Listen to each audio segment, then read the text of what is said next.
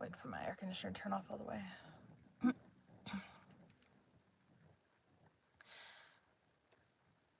Today we'll be continuing The Strange Case of Dr. Jekyll and Mr. Hyde by Robert Louis Stevenson.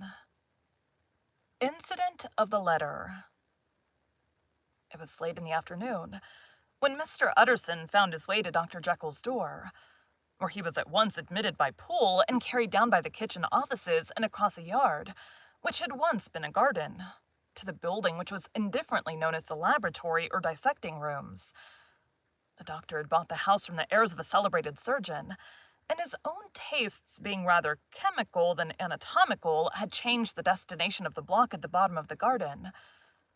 It was the first time that the lawyer had been received in that part of his friend's quarters, and he eyed the dingy, windowless structure with curiosity, and gazed round with a distasteful sense of strangeness as he crossed the theater, once crowded with eager students and now lying gaunt and silent. The tables laden with chemical apparatus, the floor strewn with crates and littered with packing straw, and the light falling dimly through the foggy cupola.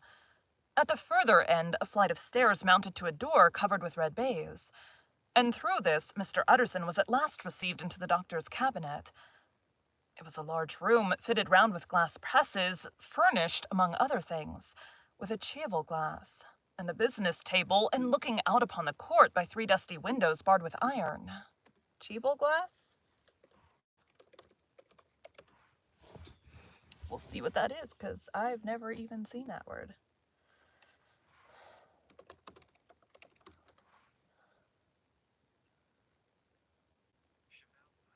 Cheval. Cheval. Cheval.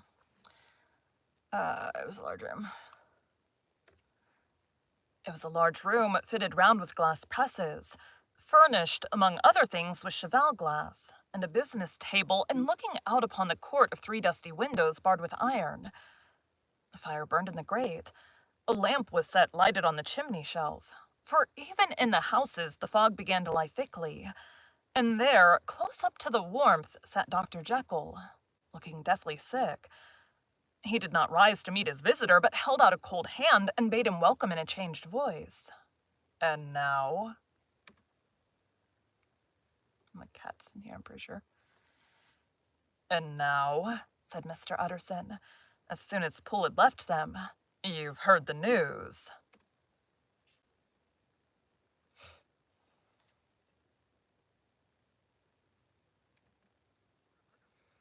"My poor Utterson."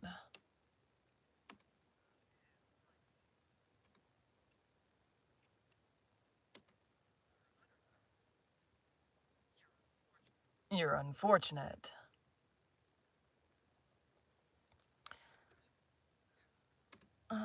It would be great if we didn't do that. News. The doctor shuddered. "They were crying it in the square," he said. "I heard them in my dining room."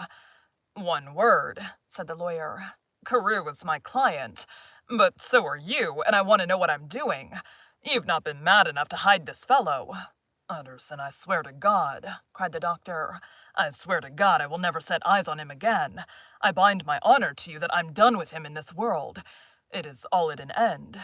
And indeed he does not want my help. You do not know him as I do. He is safe. He is quite safe, mark my words. He will never more be heard of." The lawyer listened gloomily. He did not like his friend's feverish manner. "You seem pretty sure of him," said he, "and for your sake I hope you may be right.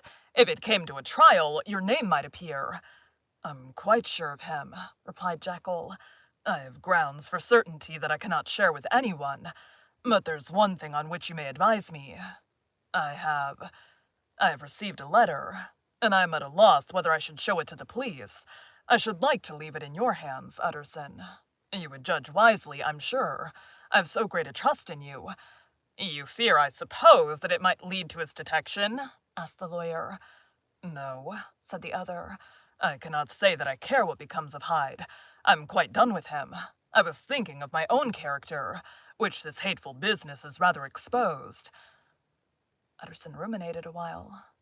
He was surprised at his friend's selfishness, and yet relieved by it. "Well," said he at last, "let me see the letter." The letter was written in an odd, upright hand and signed Edward Hyde, and it signified, briefly enough, that the writer's benefactor, Dr. Jekyll, whom he had so long unworthily repaid for 1,000 generosities, need labor under no alarm for his safety. As he had means of escape on which he placed a sure dependence, the lawyer liked this letter well enough. It put a better color on the intimacy than he had looked for, and he blamed himself for some of his past suspicions. "Have you the envelope?" he asked. "I burned it," replied Jekyll, "before I thought what I was about. But it bore no postmark, the note was handed in. "Shall I keep this and sleep upon it?" asked Utterson. "I wish you to judge for me entirely," was the reply. "I've lost confidence in myself." "Well, I shall consider," returned the lawyer. "And now one word more. It was Hyde who dictated the terms in your will about that disappearance." The doctor seemed seized with a qualm of faintness. He shut his mouth tight and nodded. "I knew it," said Utterson. "He meant to murder you. You had a fine escape." "I've had what is far more to the purpose," returned the doctor solemnly. "I've had a lesson. Oh, God, Utterson, what a lesson I've had!" And he covered his face for a moment with his hands. On his way out, the lawyer stopped and had a word or two with Poole. "By the by," said he, "there was a letter handed in today. What was the messenger like?" But Poole's positive nothing had come except by post. And Poole...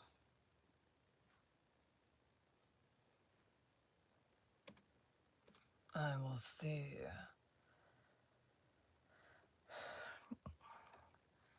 And only circulars by that," he added. This news sent off the visitor with his fears renewed. Plainly the letter had come by the laboratory door. Possibly, indeed, it had been written in the cabinet. And if that were so, it must be differently judged and handled with the more caution. The newsboys, as he went, were crying themselves hoarse along the footways. Special edition, shocking murder of an MP. That was the funeral oration of one good friend and client. Of one friend. That was the funeral oration of one friend and client, and he could not help a certain apprehension lest the good name of another should be sucked down in the eddy of the scandal. It was, at least, a ticklish decision that he had to make. And self-reliant as he was by habit, he began to cherish a longing for advice. It was not to be had directly, but perhaps he thought it might be fished for.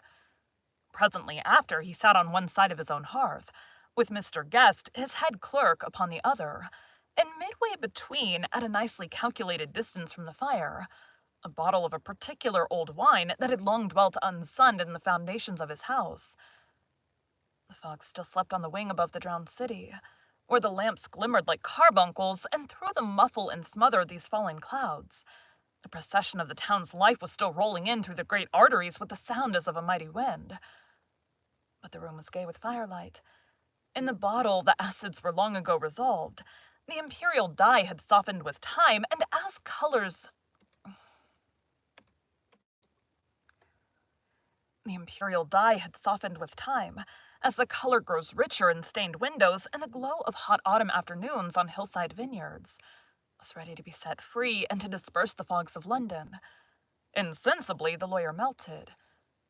There was no man from whom he kept fewer secrets than Mr. Guest, and he was not always sure that he kept as many as he meant. Guest had often been on business to the doctor's. He knew Poole. He could scarce have failed to hear of Mr. Hyde's familiarity about the house. He might draw conclusions. Was it not as well, then, that he should see a letter which put that mystery to right? And above all, since Guest, being a great student and critic of handwriting, would consider the step natural and obliging. The clerk, besides, was a man of counsel. He could scarce read so strange a document without dropping a remark, and by that remark Mr. Utterson might shape his future course. "This is a sad business about Sir Danvers," he said. "Yes, sir, indeed, it has elicited a great deal of public feeling," returned Guest. "The man, of course, was mad." Is his name really Guest? Mr. Guest. Yep.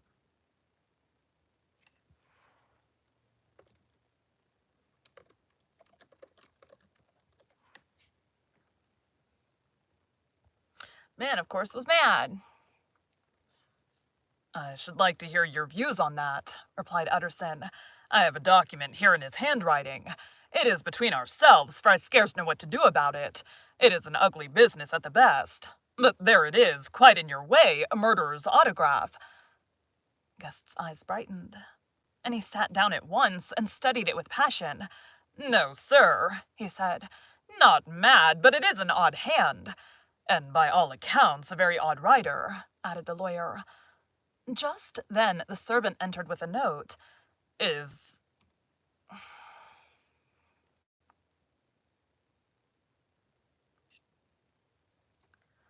Mr. Guest the clerk?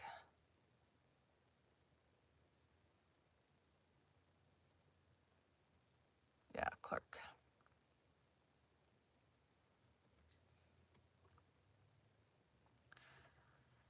Is that from Dr. Jekyll, sir? Inquired the clerk. I thought I knew the writing. Anything private, Mr. Utterson? Only an invitation to dinner. Why? Do you want to see it? One moment, I thank you, sir. And the clerk laid the 2 sheets of paper alongside and I don't know how to say this word. Sedulous.